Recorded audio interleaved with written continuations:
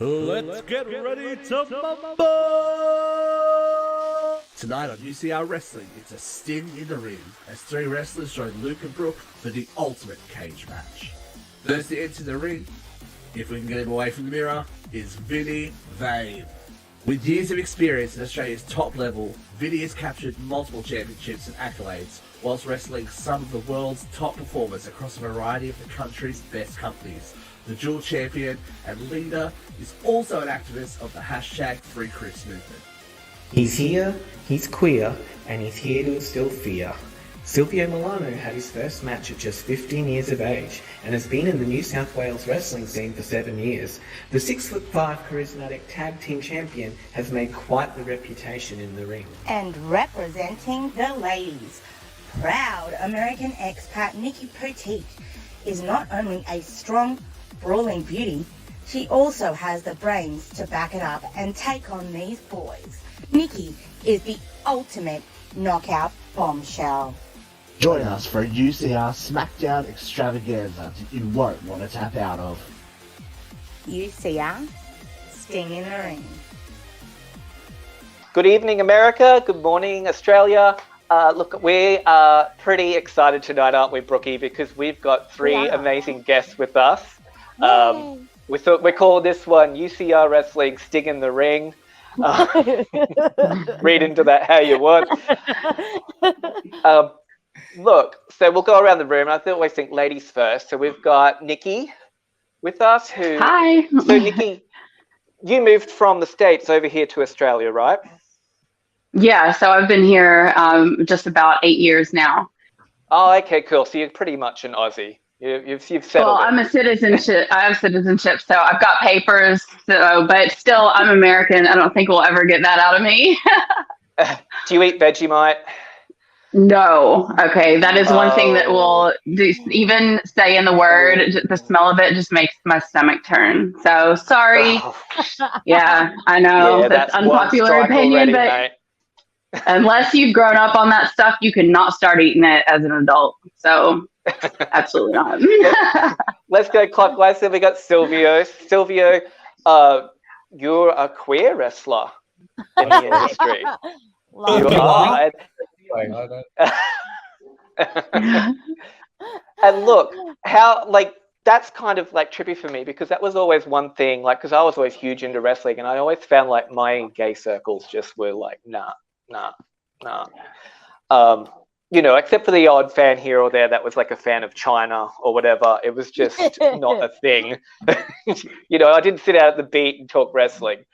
And then Vinny, we have you. So you're quite notorious with, from what I'm gathering, with the hashtag trying to do movement. I was going to do the Free Chris movement.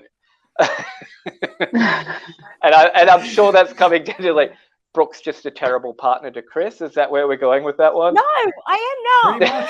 Pretty much. I think he could do way better, and I kind of think the guy needs to, upgrade, to be completely fair. I'm going to punch you in your vagina, bitch. Just saying. So I'm guessing that you're a heel, maybe. Yeah, no shit, Luke. Well played, buddy. Well played. Look, it's the blonde hair, mate. The sing's hard, okay? Look, back me up here. Yes. I guess you're lucky you're pretty then, so you can read between the lines, Oh, thank you. Wink, wink. We'll get to that later. Oh wow. So Nick, so you came to Australia, but what were you doing in the States before you came here?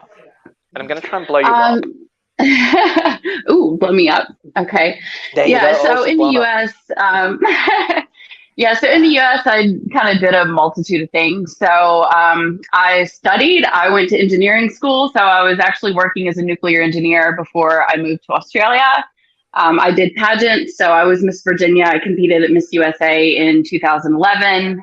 In 2012, I competed at Miss United States and won. So a bit of a pageant background. I didn't do any wrestling. I had always grown up watching wrestling. It just never clicked in my head that was something that I wanted to do until I moved to Australia. But yeah, it was straight, nerd status for me in the States.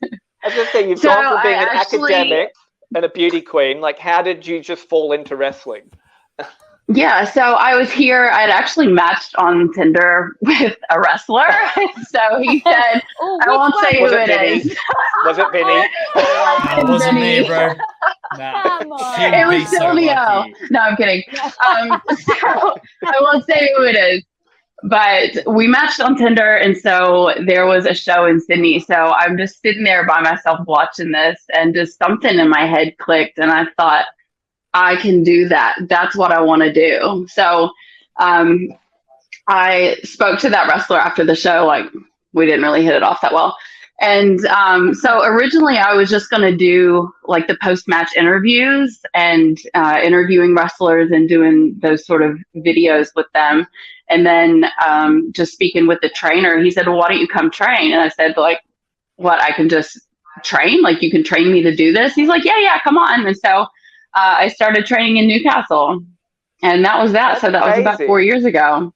Yeah, like That is so cool. I grew up watching wrestling, and it's always been a part of my life, even though I wasn't the biggest diehard fan of it. But Yeah. I guess the similarities between that and pageantry, at least in wrestling, you can hit the girls. In the pageants, it's really frowned upon. So you can't really touch anybody else. Attacks. You got to be subtle and like sabotaging, their dresses and their swimsuits and stuff. So can't just like open Okay, and slap. Silvio. Nice. Silvio, have you sabotaged anyone's dress before? Oh no, I am so lovely. Okay, actually. So, how did you fall into wrestling? Like, how did it begin for you?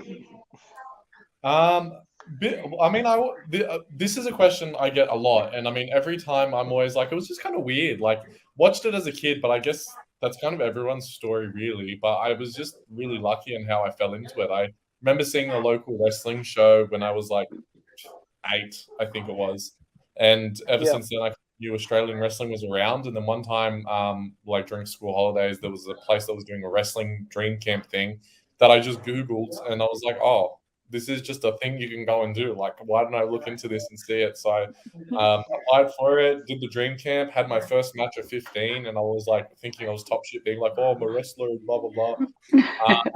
Just kind of on and off training up until I was 18, and then when I got out of school, I just kept going. But I've been at it for like 7 years, which is crazy to say because I'm 22, and I'm like, yeah, I'm so a baby. So old. Oh I'm- my God. I'm so old with wrestling. See, that was my main reason. I started watching like the live shows in Brisbane in my like late 20s, early 30s. I'm like, I'm too old to do this now. I would have loved to have just gone for it. But I started wrestling at 30, so you're I'm fine. scared I'll do a hip. I'm scared I'll do a hip. Okay. People are still so much older when they come in. So many people I know that started like 25, 28, 30. And like, there's nothing wrong with that. I was just really lucky that I started it early. And a lot of the time, the people that start early don't end up pulling through for the rest of it because it's something that they did and they're like, oh, it's not really for me. And then they'll drop off. Over it. I used to so many Go out, yeah. early Yeah. and stuff. But, it's really something you can do whenever, as long as you put the effort into it and train. Vinny, I'm scared to ask you. I really am. I'm like, No, I don't know whether it's reputation precedes me. That's all. it No. does. Yeah. So how did it happen for you, man? Well, I started late, so I wasn't young like Silvio. I started at 25, and the reason I started so late was I was going through uni. I wanted to really focus on that and, do the wog boy thing, get a job, find a girl, buy a house, and then I did all that crap, and then I was like, okay, like, I want to do something for me now. And I was toying between MMA or pro wrestling because I actually had a karate background. Like in my teens, I actually competed for Australia and went abroad and won all these championships. And so my dad was like, you got to go into MMA. Like, that's the transition for you. But then I always liked pro wrestling. Like Silvio alluded to, you watch it as a kid and, you kind of see where it goes. And I came across a training school that was literally around the corner from where I lived. And, I went, I tried out, and they were like, yeah, we can do something with you. And bam, a couple of years later, here we are. It's been a real roller coaster. A couple of years later, you've got 2 titles and you wear women's pants in the ring. Got, His got parents your are proud. attention. Actually, I was going to say, Extremely. boys, how does that go with wearing the spandex? Like, I know it's not even nice for girls, and I'm someone who's worn spandex in the past, not for wrestling purposes. But how do you go, like, getting thrown around the ring and stuff in, like, tight clothes? Like, aren't you scared that there's going to be wardrobe malfunction at some point? If you think I'm scared of that, then you haven't met me. That's like all America. I was going to say, Silvio dresses for a wardrobe malfunction. It's Exactly almost a requirement. Waiting for it to happen so I can get caught and choke. I'm like, oh my god, no, sorry. And he's just standing there like, oh no, I'm exposed. Oh dear. But Someone cut me up. Oh, Now, I no. wanted to ask you guys, so I've asked how you guys started off in the industry, but how did you sort of establish yourself? Like, how did that all come about where you sort of rose, like as you were saying, Silvio, like a lot of people sort of drop out of it, right? Like they either find it's not for me or it's not going anywhere for them. So how did you sort of find yourself like, oh yeah, this is me and this is where I'm going to stay? I'm still going, really. I don't think that's a thing where you kind of ever stop. There's always an evolution. Otherwise, you just kind of become stale and irrelevant. And I think part of wrestling is how ever changing and evolving it is, and we need to constantly adapt to that. So I guess the first point where I really established myself as someone that was, I would say, over in Australian wrestling was probably like into my 4th year of wrestling. Like before then, I had a lot of weird characters that I was doing, and I was wrestling for a couple of companies, just doing matches everywhere that I could. And I was like, kind of had this model gimmick, but at the time I wasn't really into fashion, so I didn't really know what I was wearing. And I was like, oh, if I just throw something pink on, the wrestling fans, which are just your like typical heteronormative males, will be in there and be like, oh, mass wrestling, blah blah blah. And that was like a complete irreverent and like wrong way to look at it, because I just like thought further than that.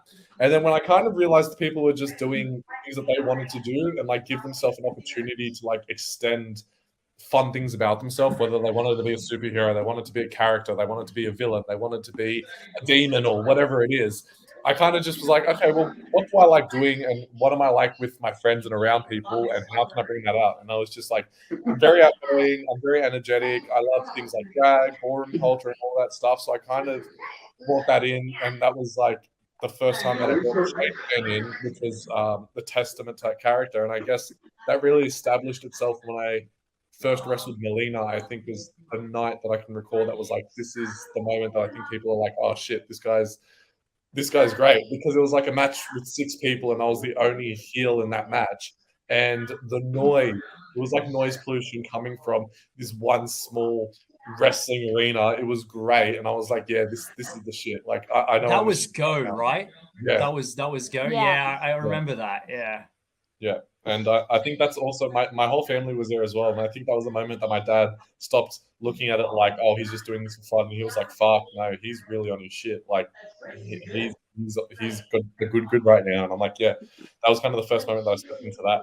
So, Nikki, so Silvio just talked about developing his persona. Like, how did you create the Nikki that's in the ring? Like, how did that come about? Exactly. Just like Silvio said, it's an evolution. So, my initial thought was to be like a sexy, like scientist. And so my name was Mindy Meltdown, and they actually named me Mindy where I started wrestling. So if, I don't watch The Simpsons, but they're all Simpsons fans. So there was a character in The Simpsons called Mindy, I think Sampson.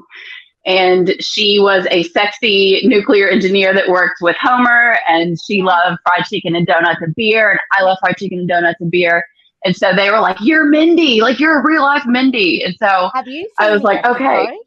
Have you seen I have. I have. So I had to Google it and YouTube it. And so I watched it and I was like, oh my God, like I am Mindy.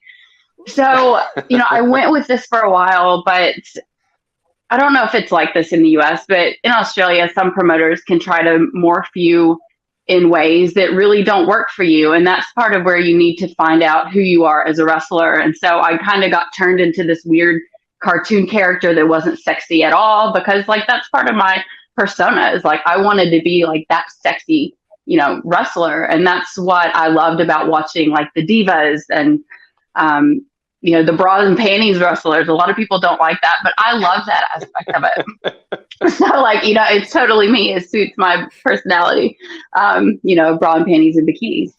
So, when I just had the confidence to walk away from that and really focus on who I wanted to be and what I wanted to look like. So now my character is just me amplified 100 times. So, I have like a really, kind of sexy, I'm a heel as well. So I play this like, oh, your man's looking at me, like all eyes on me in the ring. It's all about me. So, and will I be that in a few years? I don't know. I'm not really sure where it's going to take me, but for now, so we've that got three feels heels comfortable. here right now. Yes. Yeah, Three. pretty much. I'm a face now, I'll be honest. I've been a heel for a long time. So But the audience cheers me, so it doesn't feel like I'm a heel, but I am. That's how I switched. I was just doing the same stuff, nothing changed, and then all of a sudden I came out one night and people started cheering, and I was like, well, I guess I'll just keep doing I've my always You turned a corner. I'm like, I've Now, always Vinnie. cheered for Silvio. I know. Vinnie, how did you come about with Vinnie Vain? I think it started more just as the guy I was working for at the time was like, well, you're a skinny kid, so you get that big wog hair and you got that wog boy, pretty boy look. So we're gonna make you vain, like something vain. And then I was like, we threw up names and we came up with Vinnie Vain. But I was primarily a face, man, because I tried to start out as a heel, but I was doing cool shit in the ring, so they were cheering. And then I played a face for a few years, and then eventually I just wanted to do things my way. And to Silvio and Nikki's point, your character is genuinely an extension of your personality. So, those that look, to be fair, the people that you see me at a show and the fans and my coworkers and the people I wrestle with, it's a facade. No one knows the real me except 3 or 4 people in my personal life. So I get to walk out and be someone. Maybe I'm not necessarily. Maybe I am. You won't know the difference. But I like being the bad guy. I like being a complete dick, as Brooke will attest to. I get a kick out of it. Trying to break up her marriage. Look, maybe. Look, I'm just saying, Chris can do better. Take with it what you want. But I get to go and do something for fun. Man. Yeah, we'll get to that. But anyway, I'm talking now, Brooke. So just stay in your corner. You're my guest here, mate. Mute him. Oh my god. Anyway, I get to step out and be something that I, have a bit of fun doing and get to play a character, and I enjoy what I do. So it's kind of where else can you walk around and say the things I say and do the things I do and not get in trouble for it in the real world? So that's how the character's evolved. Where the character's gonna head, I don't know. As long as I'm having fun doing what I'm doing, I'll keep doing it. And when I'm done, I'm done. It's pretty much all you can really say about it. Yeah. Brooke, have you considered wrestling? No, I like to heckle from the crowd. Look, I always said my persona. I was just going to use my drag persona, and I was just going to go in with Catherine Astrophy and just get flogged around because that would amuse me. Just had beefy men throwing me. There have been times where I've jumped in the ring when I've been invited by wrestlers. So Chavo Guerrero did an event out here, and I was actually texting Chris. I left a birthday party to come back to Sydney to go to a wrestling event. And so I was sitting there texting Chris because I like to get in people's faces. But it was Gabriel Wolf. He got in my face and I'm like, yeah, nice pants, mate. Did you borrow those off your wife? And I don't know. There was back and forth and whatever. And then, Chavo came out and everyone was all like, oh my God, it's Chavo Guerrero. And then I kind of got bored because they weren't doing anything. And so I was texting Chris and he's like, who are you texting? Chavo comes over the ropes. He's like, who are you texting? I'm like, no one. Come and have a selfie with me. And so he jumped out of the ring and there was this whole scene and blah, blah. And then Gabriel started getting shitty. And then Chavo's like, get in the ring with me. I'm like, what? And he's like, just jump in the ring with me. He's like, it's going to be so much fun. I'm like, fuck it. Let's go. Jump in the ring. And it was a lot of fun. And I had there's an Aussie wrestler. Did you get thrashed, or were you just like there Oh as a no, prop? it was so much fun. I was he like pushed me into the corner and he's like, so what you gonna do? He's like, he's like, go over and just keep sassing him, and then when I say move, I'm gonna smack him. And I'm like, there was this instance where like as Gabriel jumped out of the ring and I like did you know how when boy wrestlers let girl wrestlers in and they kind of like open the bottom rope for them, and I like did that, and I'm like, come on, princess, and you know, it was a lot of fun. It was a lot of fun. How do you guys feel actually going around there? Like, do you guys, you're all for intergender wrestling? I'm actually not, and the only reason for that is because and I've said this before, is because with what I do for a living, is pretty high end and very highly corporate, and I don't need to go and explain to a board why I'm doing what I'm doing if it gets photographed or filmed. Like, it can be explained, but but wrestling at the moment isn't matching my salary that I'm on in the real world, and it probably never will, to be completely fair. I'm very good at what I do. I don't want to jeopardize that, so I just don't toy with it. You know what I mean? Like, it's not worth it for me. I have no interest in it. Like, don't get me wrong, if we're doing a show and like a girl wants to come out and like work an angle, that's fine, but I'm not really interested in intergender wrestling. Nothing against it. I just can't be bothered for it. I just don't need it. And Silvio, how do you feel about it? I love intergender wrestling. Honestly, I probably wouldn't be interested in wrestling if it wasn't for that. All of my inspirations from wrestling, well, most of them anyway, come from female wrestlers. And I think, especially with me wrestling at PWA now, I think it's very easy to see that we're very much for intergender wrestling. We kind of look at it as it's your wrestlers wrestling other people. We train just as hard with the girls as we do with the guys, so there's no reason that we can't put that on shows. The main reason why I moved over to PWA was like Madison Eagles, and she's one of, if not the best wrestler. Phenomenal. She's amazing. Like, stunning. And so then even good. now, like Jessica Troy coming through, being just super amazing. You know, Shazza, who's obviously done her rounds everywhere. People like Kingsley as well. Like, I want the opportunity to wrestle all these people and have like greater storylines and more in-depth character stuff and all of that thing. And I really love women's wrestling, and I really love how it's helped me grow as a wrestler as well. So I live through intergender wrestling. It just makes for a very interesting storytelling, and it just showcases how good wrestling can be, especially from the perspective of them. Obviously, we've had a lot of conversation with them about it.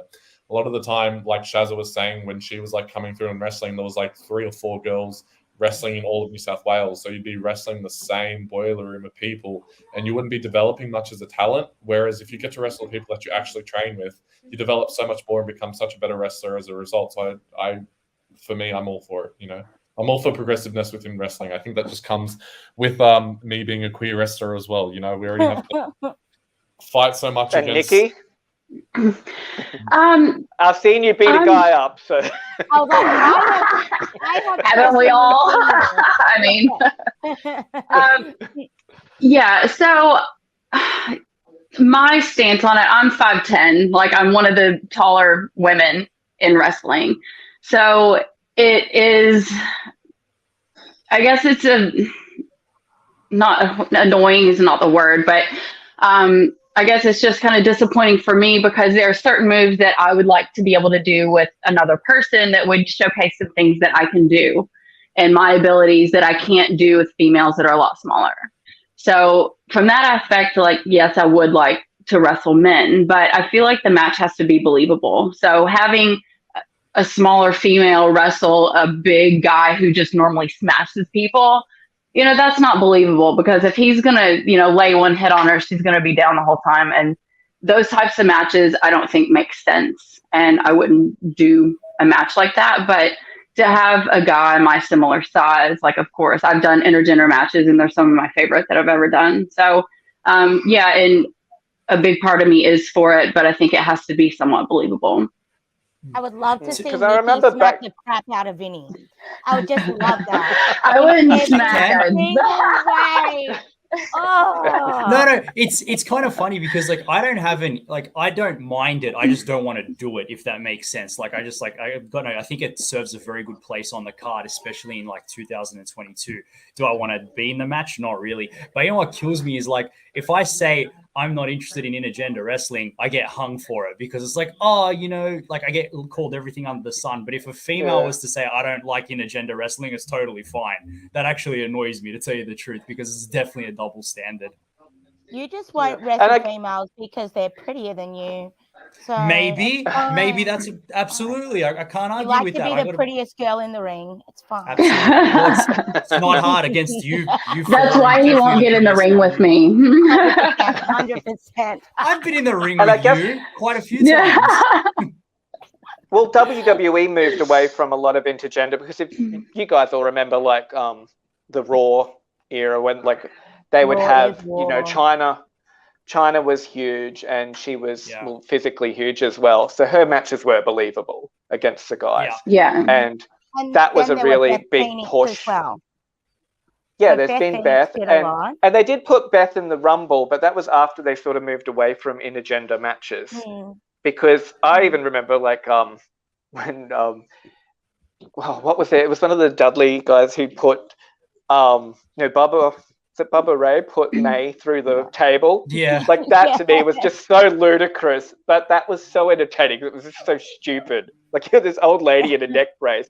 And I thought how amazing that she can still do those stunts at her age. Like that was pretty impressive. But it's Mae Young, like she absolutely was like, put me through a fucking table. Like, can you imagine if you had that? Like, her whole life was wrestling, so like anything to be able to do it, she'd be like, "Yeah, I'm what 70. You can put me through a table, like that's sick," you know? Yeah, she was definitely a legend. How do you guys feel about like the mainstream of wrestling? Like, do you feel it's reflective of like what goes on in other areas? Because I know there's like other brands that are popping up. Like you guys, like there's TNA was sort of becoming mainstream, and there's AEW now. Like I think, different like there's a plethora of new like brands popping up, even in Australia. Like there's a new fed or promotion popping up, like at least once a year. There's someone new coming on the scene across the country, like from a fed standpoint. I think it just goes back to the interest in this. And to be fair, I think a lot of people watch this, and in today's world, the whole thing is like wrestling's for everyone, and everyone, you know, I can do that, I can do that, I can do that. Sad truth is, it's probably not for everyone. And as Silvio alluded to earlier, like a lot of people drop off because they realize A, they don't have what it takes, or B, they don't want it enough, or whatever. Like, you know, you try some things that just doesn't stick. But I think like with the rise of all these new brands, it's purely because there's so many people getting involved in this, whether it be as a performer or just even when you go to a show now, like if as a performer I go and you see like 20 people hanging around that are like doing ring crew or video or, you know, merch, or even some people that are just there to hang out with their friends. Like it's just becoming like pastime, so to speak. Yeah. I guess what I was getting at before though is like, how do you guys feel about like WWE right now is like, it has always been sort of the that's like it's like the what people know of pro wrestling. How do you think it reflects on what you guys do? Like, do you think it marries up, or is it such a polished image that it's not like even in the realms of what you guys are doing? I think wrestling is very dynamic, and it's kind of like anything that's cultural. They have their own strengths and specialties that they do no matter where you find it. WWE commercializes wrestling, which I'm not going to say is a good thing or a bad thing. I think it has a place and it's important because it means that it harbors money for us, and it gives us an opportunity to show that there's worth in the craft that we do. Whereas if WWE didn't exist and it was just a bunch of random independent circuits that didn't really generate any money, it'd be very hard to find value, especially considering everything is worth money in the world that we live with. So I wouldn't say it reflects necessarily what we do, because it still feels like it's caught up maybe 20 years in the past. Again, not necessarily saying it's a bad thing, because they have to do their best to be able to maintain a mainstream and be able to maintain income in a way that doesn't become offensive to anyone, but also maintains the interest of everyone. And they do that by like pandering to kids, pandering to certain audiences.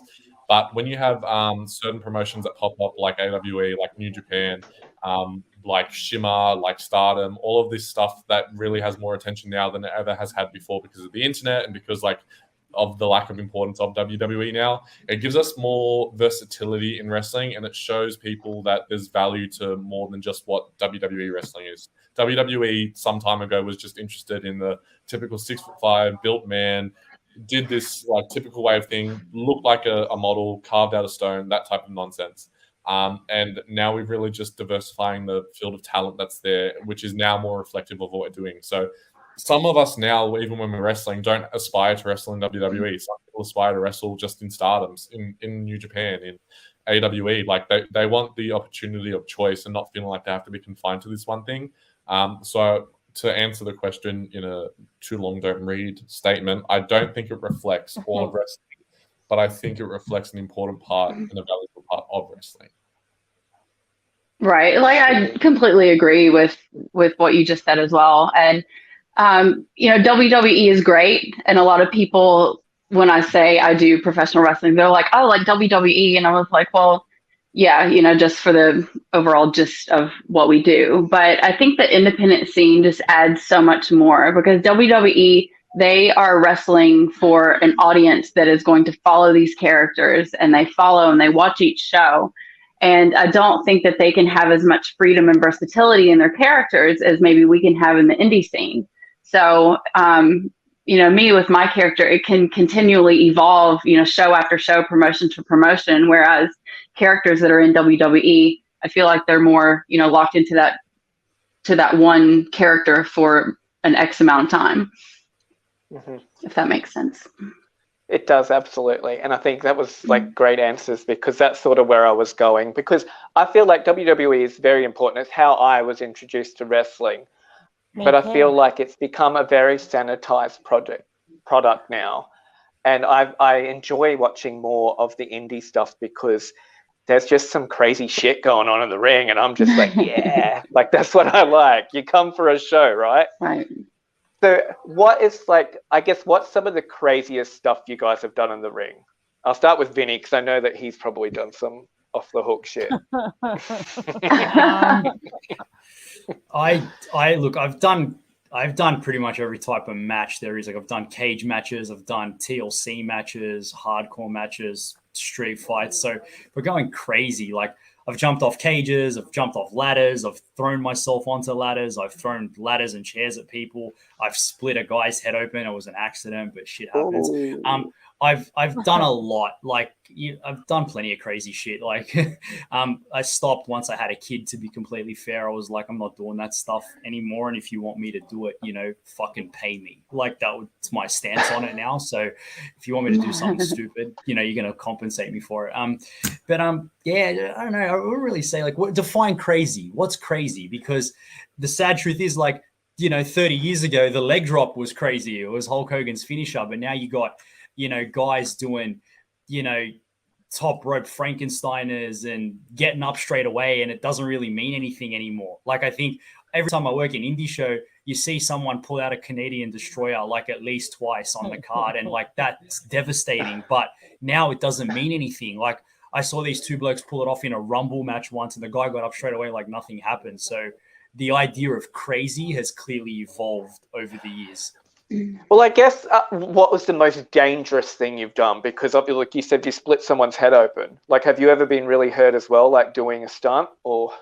The worst thing I got, and this sounds really bitchy, I'm so sorry. I was doing a TLC match and I put the guy in the corner and I wedged the ladder. So if he's in the corner, I wedged the ladder like a seat, sort of like that on an angle. So I was going to run up the ladder and drop kick him in the face. As I ran up the ladder, I missed the rung and I scraped my shin along the rung. And just at the time, I was oh yeah, that hurt. That's okay. Felt more like a dick because I kind of stacked it. But when I got backstage and took my pants off later, no pun intended, the skin had just pulled back up to my knee. And it was oh, look at that. That's really, it was just a scrape, but that was the most, painful fucking experience of my life the next day. So yeah. I don't know if you guys can see it, but I actually am recovering from a massive black eye.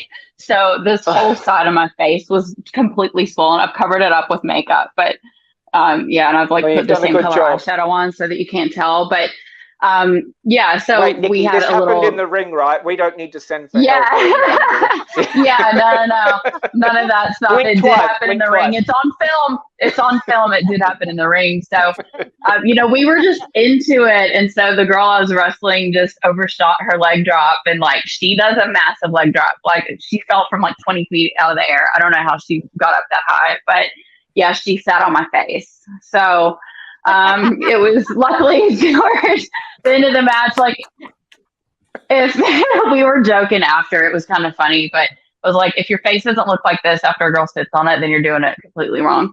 But yeah, like it was, the adrenaline's pumping at the time, and so I didn't really feel it. It was a little bit swollen, but after I got home, like my whole side of my face was just inflamed and black eyes. But it was really good for Australia Day because I blamed it on my boyfriend, and people are like, I'm like, so, and of course, like I did the whole acting thing. I was like, oh, he's hit me, mama.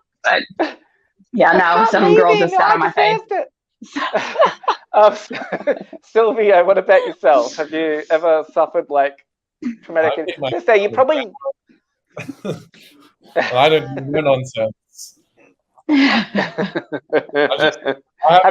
Have you ever hurt anyone else? No. I've never fallen into the opportunity of doing matches like that. So a lot of my thing is my character. So a lot of the time I fall into character spots and hyping up a crowd by doing like a suplex after talking for 5 minutes, which is great. It means I've got a bit of longevity if I do. Smart, bro. He's smart. Yeah, but really, there's a lot more things I do and I am interested in. Like I really want to do deathmatch wrestling because I'm insane, apparently. And there's a lot of like character stuff that I want to do in regards to matches like that I can't necessarily do now, or I don't think makes as much sense if I was just to pop it out randomly in a match. And it's a lot of stuff that like I know I'm capable of doing, but I just haven't had the opportunity to do it yet. So in due time, that will happen, and a lot more of that exploration of stuff will happen. But right now, I'm still just kind of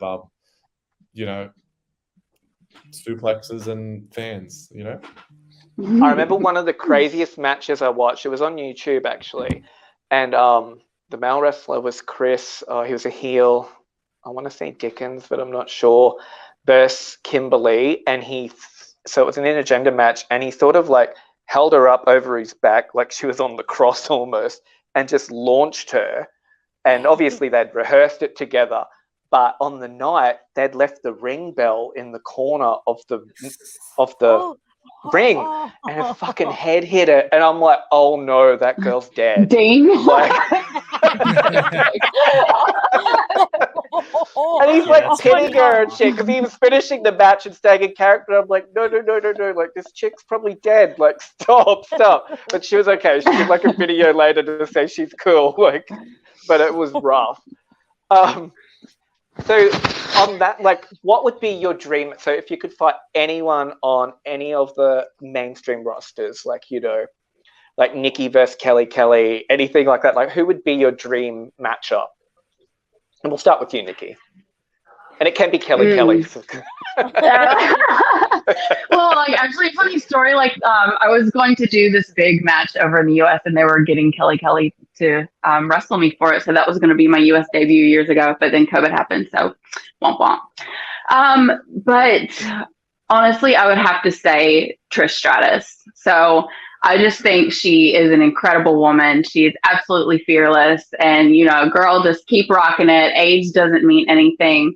She's one that I've followed for years as she just continues to evolve and continues to change. So, she does this like handstand hurricanrana out of the corner. And so I kind of stole that move from her. So I'm working on it, getting it to look just like hers. So it would be awesome just to learn from her. So Silvio? Come back to me. I'm still thinking.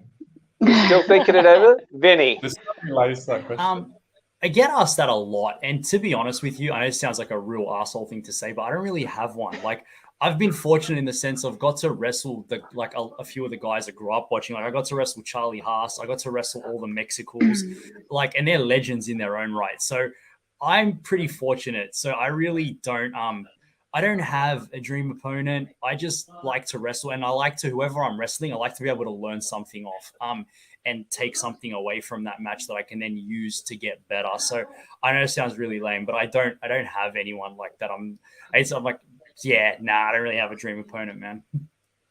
If it's me, you can say it, but no, I'm kidding, Vinny. Oh, look, I know it's called Uncensored Radio. And you're shy, but Nikki, I've got you my just want money an on excuse Nikki, to put your hands on me, all right? That's all. We I there's know, all I'm this tension trying. in the air. I know. I feel it in the locker room too, girl, but I can't, man. I can't. no, I'm married. It's I'm so like peeking hard. around the corner. Like, I saw you checking me out when I'm oiling up. I've seen you. It's all I good. know. Say, Vinny, what kind of heel are you when you've got family values? Like, what is that? Like I said, you all think you know me based on what you see. Totally different. I was gonna say, you've got your own family values. You don't have values for Brooke's family, which is, Oh, screw Brooke and her family. Who cares? Fucking wish, Free sweetheart. Chris. I made him that sign. Shut up. You did. But remember, you suck, literally and figuratively. This is why my husband is a lucky man. Yeah, totally, absolutely. gosh. Well done, buddy. Well done. I don't know if that gave you any time to think then, Silvio, because No, it was very distracting. I love a bit of a cat. I'd probably say the thing is I have one person. I've got like a top 5 people, and they're not really ranked, but I can give you like 3 of those. I'll go on, bang them out. Okay. Funnily enough, they're all women. Gail, like peak TNA Impact, is one of my favorite wrestlers, and I would love to like be destroyed by her. Bailey, with her mum haircut and back at NXT, absolutely stunning, like 110%. And then Manami Toyota, who is like one of my favorite all-time wrestlers, in like legend of Japanese wrestling, one of the best.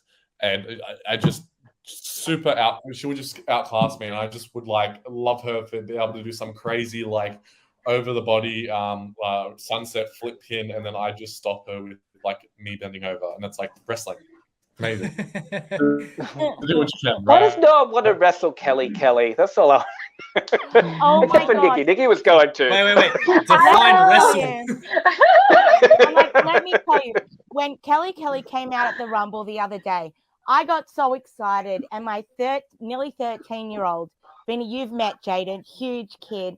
He's sitting there, he's like, "What's wrong, Mum?" I'm like, Kelly, the diva's so nice. You've got to say it twice.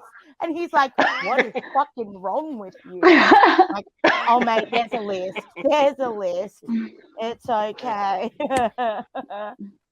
But she's great. So, Everyone should love Kelly. so look, you touched on before, Nikki, about COVID impacting your career in a big way. How has COVID impacted the wrestling scene for all of you guys? Like, it put everything on hold, and it's put everything on hold twice. So it's just time that we've not had in the ring. It's time that we've not had around each other. I've made a lot of good friendships with people that I've met in wrestling, and in a big way, they're my family. I don't have actually, Vinny, like I do have a soft spot for Vinny, because one time after a show, I was so upset. I was just having a big meltdown in my life, and everything was just in disarray, and I just had tears running down my face. And he comes outside and he was like, "You are fucking Nikki Poteet. Like, look at you. You are Nikki Poteet, and you like wipe your tears." And I was like, "You are right. I'm awesome." So I'll always remember that pep talk, even if you don't remember it. Like, it just always, sticks in my head because I'm fucking awesome. You're killing my gimmick right now. But I was gonna say, this hasn't gone good for you, Vinny. But then he called me a bitch and walked away. So, he's like, "Harden up, you dumb bitch. Like, get back in the ring." Good. But so COVID just really put a hold on everything for us. So, the gyms were closed. We all some of us put on a few pounds, and we weren't training at our best, and just getting back in the ring. I think things were a little bit slow. And then every time, cases get high, all the shows get pushed back and shows get canceled. and now wrestlers are getting COVID, having to pull out of shows. So it's just kind of all over the place. And hopefully it gets back to normal soon. I'm hoping so too, because the normality is just like out the window for everything, like every industry. Like I work in the hospital, and it's just not been a good time. It's been right. I work now because 248 days, Luke, and we're going to the US, so it just can't explode between now and then. Right. So, well, I just went to the US and my dad had COVID and gave it to me and my mom. She was here with me. And so gave it to us when he picked us up at the airport. So welcome home, Nikki. Welcome home. But yeah, it really kind of changed my perception on everything. I think we've been sort of brainwashed in Australia about COVID and how we're dealing with it. And we have to get tested. And when he had it, I took an at-home test. I was like, well, I don't really need to get a test. Nobody else really needs to know that I have it. I'll stay at home. I'll get better and everything will be fine. So, hopefully we can just move past this because I work in hospitals as well. So I'm a sales rep in orthopedics. So if we ever, break a leg or anything, I got everybody covered. So hopefully we can get back to normal soon because it just sucks. Yeah. So coming up on the horizon though for you guys, like is there any, like what's the next big event for all of you career-wise? Who knows at this point? I guess things just come up but it doesn't get cancelled when we do it. It was a time that it was like 8 months where we couldn't wrestle or do anything, and we're just trying our best to stay with it. I'm very lucky for the community of people that I'm around with wrestling. We're all motivate each other, and even in isolation, we're still training. We're chatting about things deconstructing wrestling matches, having promo classes and stuff like that. And it's the past 2 PWA shows that we've had were very last minute cards that kind of just changed as people got COVID and had to isolate and stuff. But it just shows you the depth of talent when we're able to shift over a card and still have a massive event. So really, I think the thing for this year is to just be on shows, just have shows. Honestly, I obviously want to go overseas, but not really planning to wrestle. If something happens, then that'd be great. But I really just want to be able to get back into it and go a lot more interstate and really make myself known, not just in New South Wales and the Sydney scene, but now actually Australian wide and have some sort of value that way. So. Yeah. With everything sort of shut down, I know Vinnie, you've mentioned you work in corporate. Nikki, you mentioned you work as you're an orthopedics rep. So Silvio, you also have a day job as well that goes with your wrestling career. That's all you get me. What is it? I'm just doing the numbers. I'm an accountant. I'm an accountant. I do a whole bunch of stuff, but my main money maker is that I'm a pharmacy consultant. Oh, cool. Cool. Free drugs. Yeah, no, I'm just crunching the numbers. I'm drug dealer. Can I squeeze in a wrestling career with my nursing? Can I do it? Maybe I've already got a bad back, so Pat needs to wrestle. You need to You wrestle got to be as disciplined. Pat.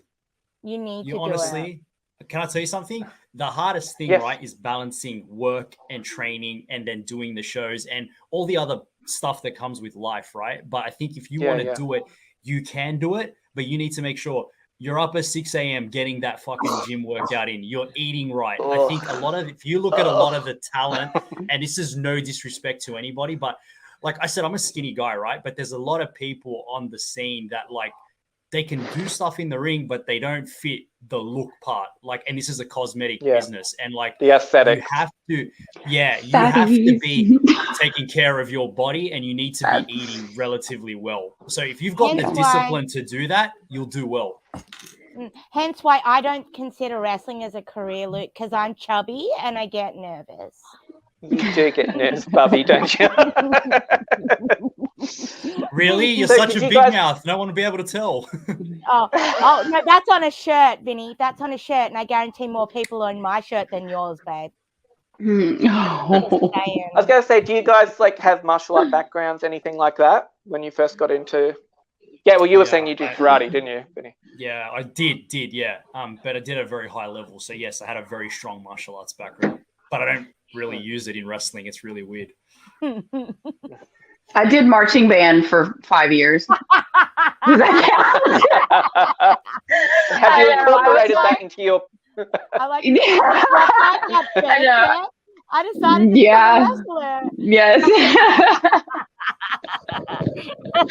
Yeah. But no, like I didn't have any martial arts background.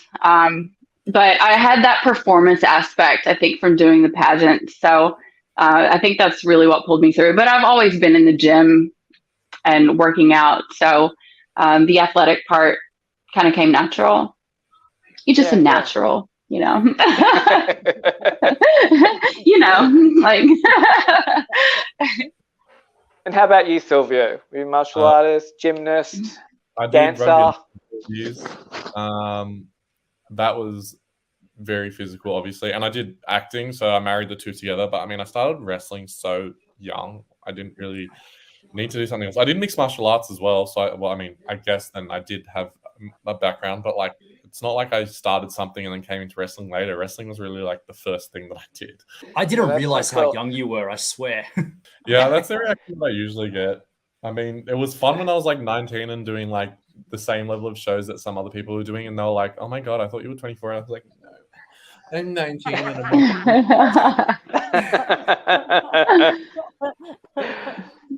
So from here, though, guys, I was going to say, like, where do you see like the indie scene going in Australia? Because it seemed a lot bigger than when I was living in Brisbane, because I've come away from there for a while, and it was fairly small. But I've always followed those organizations, and they seem to be like starting to like go off now. Like it's becoming a bigger industry as time moves forward. Like, do you guys find that's what's happening? Except for the COVID shit. I think that there's definitely like it's definitely expanding, and you can only like when I started there was a few feds that were doing big numbers, and I'm talking like a few hundred a show, and now like those feds aren't doing those numbers anymore. Like so there's other ones that are doing those numbers, but I think what it comes down to is it can do so much better than what it is, but the promoters and owners need to invest in the product. They need to think beyond, like a lot of these promoters that I work for, I'm not going to name names, they think it's just like, oh, we're just going to put a ring in a room and people will wrestle and that will bring people to the show. And no, they got to start thinking about the augmented product and like besides the wrestling, like what else are we doing to make this an experience for the fans? Because you got to think they're going to come, they're going to photograph it, it's going to go on social media. Their friends are going to see it and be like, oh, what's that? I want to go too. But there's not enough promoters thinking long sight, and that's the issue. But I think it has the potential to be massive if someone can bankroll it, and if we can like get the promoters to start thinking beyond just putting on a wrestling show. Yeah. Because look, I only knew it even existed. Like there was like indie stuff going on in Brisbane. Was going to a Supernova convention, and they were doing like a performance here. I was like, oh, I didn't know they were doing pro wrestling here. Like, who would think that? Not many people do, man. Yeah. And that's something that I come across a lot as well. People are like, oh, I didn't know that there was pro wrestling in Australia. And as many indie wrestling companies that there are in Sydney alone, people should be seeing it and people should be knowing about it. But like Vinnie said, a lot of the promoters just book show to show, and they don't think about the overall, like, this is my product, and getting your product out there to the market so that people are talking about it, because people are like, oh, I didn't even know that existed in Australia. And it shouldn't be that way. Yeah. And then you've got the brands like, so this is the smaller brands, but within Australia, you've got the brands like PWA where Silvio wrestles, and you also have like Nui Pro, which are pretty big, and they tend to sell out their shows all the time. They have very, very good caliber wrestlers. They do a lot of promotion, and they wrestle at decent venues. Okay, so but then you've got like, I think in like Newcastle alone, there are like 4 little indie guys, and then you've got Sydney who've got about 700 little indie guys, and but you do have so many who are little, who could do more promo, who could get their product out there, who could do so much more for these shows. But as it stands, you get the same, like, 50 fans, 100 fans, and half of them belong to me. All right. It might be And the other half belong to me. Yeah, the other half belongs to Nikki, and the rest of you people don't. And, but like, you know, when like you've got these people who, as I said, like PWA is an experience. Like it is a good time. Like it's amazing. But you see so many shows who could just take themselves so much further if they were willing to put some effort in. Yeah. I think it just comes down to finance and management. I don't know the workings of PWA. Silvio would be better to tell you that, but like it needs to be more than one person. Like it needs a team of people to make it a success. And to be fair, they need to have a level of business acumen. And I think a lot of the feds that you were talking about that are smaller, they're not businessmen. They got no idea about accounting, marketing, business management. And that's why a lot of these don't necessarily run as well as the better feds, so to speak. Not to be negative, but it seems like if the promoters put as much, like for the smaller indie companies, if they put half as much effort into their business aspect of their wrestling company as they do with fighting with each other, like they would be so much better off. Because like it's Yeah, and I don't want to dampen the mood either, but I think the better feds are the ones that have the separation between booker, promoter, and talent. Like I've seen the better feds that I've experienced is when the booker and the promoter doesn't wrestle. Like when they're purely looking at it from a business standpoint, they tend to perform better. Now, obviously, in some instances, there's guys that can do both, but I think like once you have like if you're a talent, you shouldn't be booking. It's not you shouldn't be booking, but like it gets convoluted and it's a bit of a conflict of interest because even if you do, like you could be a great wrestler and a great talent and you book yourself in that spot, the boys, so to speak, including Nikki, are going to say, oh, you're in that spot because you booked yourself there. You know what I mean? So like, it's such a it's a mess, bro. I could sit here and talk to you guys all night about this, but welcome to pro wrestling in Australia. It would benefit by having... Sylvia's just like, not my company. He's like, I don't have to deal with this at all. She's like, define swim lanes would really benefit. I've been everywhere in New South Wales. I've wrestled in at least 15 promotions in the time that I've been here, so I have my fair share of it. I just...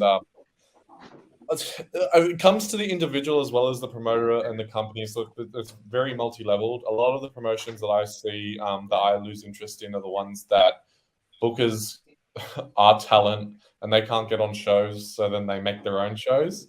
And that's just, I'm like, I hate it. I hate it because it's just... You took your ball and you went home. Oh, it's just so... like even with me with PWA, I'm not gonna like obviously say names and drop whatever, but like our promoter is a talent, and the reason why it's successful is because there's just so much input from everyone. It's not just one person making the decision. They don't want this to come out. Yeah, they're like, no, he's being monitored. They're like, don't give away our secrets. And that's Silvio. No, we just had a lot of people that put effort in it, and a lot of people here, like, there's so much effort into training. There's so much effort into our like rookies. They'll come in and help us with the ring crew, but so will everyone that's on the card. There's a good dynamic to it, but like with everything, obviously there's drama, and you choose to involve yourself in that or not. Like, regardless of me being a PWA, I still interact with everyone else. I still have friends outside of the circle that would be there. Because for me, it's not about drama. Like, we're not in fucking WWE. We're wrestling, and we still have to have another job outside of it. So like, we're just as good as everyone else, essentially. And for me, it does nothing. I don't see why people have to tear down other people all of the time. Like, all that matters for me is that people are putting the effort in, people are going to training, and people are not trying to injure each other. If that's the core of what you're doing, then I don't care. I'll wrestle you. I'll work for whoever. And PWA was the core of that for me. And I just saw the effort that they put into their shows, how much interaction there was and how much thought was put into it, and just the comparison to some of the other shows that I was on, I was like, nah, this is the place for me to be. This is the right place where I want to be. I want to say, guys, look, we're coming to the end now. I want to thank you all so much for coming and just talking about this. Look, this is the most random show I think we've ever done, right, Brooke? Like wrestling. Yeah, look, like we do some crazy stuff, like, you know, sex workers and stuff. Oh, wait.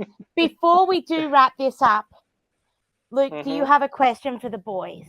Because you know Jeffrey will be disappointed if you don't.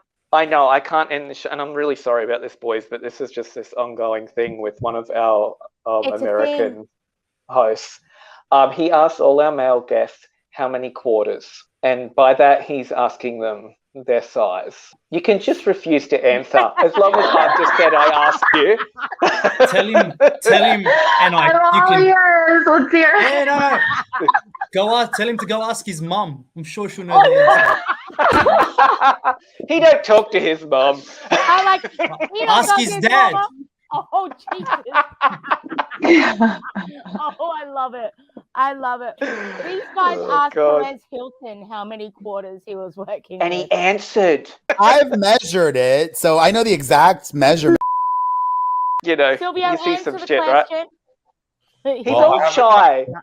I have a guy coming over after this, so maybe you can ask him. Okay, get him to message me. As long as someone's got some action around here. Oh dear, kids. Sorry, my bad. Hey, you chose to get married, Vinny, so it's all on you, mate. Who said I wasn't getting any? I'm like, apparently my husband. What kind of marriage have you got? Oh, man, it's good. When it rains, it pours, bro. Don't worry about it. Oh dear. Oh gosh. That took a left turn. He's going to be so cranky with me next time I see him. Yeah. Never. I'm nothing but a ray of sunshine when you're around. Yeah, I was going to say, what more could he do apart from break up your marriage, Brooke? Like, what levels are you expecting him to go to? Chris thinks it's hilarious. He's like, is he for real? Does he really think I'm going to leave? I'm like, oh, no, you're just a story. We make him relevant.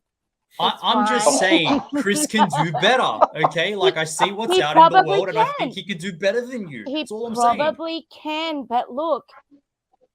Hey, he's I'm a lucky man. Equality. All I'm saying is I'm for equality, right? I'm sick of, like, you know, all the girls walk around and be like, hun, you could do so much better than him. You know, the brothers ain't saying to the brothers, bro, you could do better than her. We got to start that, man. Oh, look. Hashtag free Chris. I'll put it on a shirt for you. Thank you. I want royalties, yeah? Well, guys, thank you so much. It's been a hoot. I really want to, like, once all this COVID crazy settles down, I really want to come down and see some shows. So we might be able to catch up in person. I will take you to shows. Oh, it's on. Alrighty. We'll get so drunk at PWA. Yeah, just keep an eye out into the crowd for the peroxide hair. All right, kids. Well, thank you so much. I hope you all have a great night. And we'll catch up again.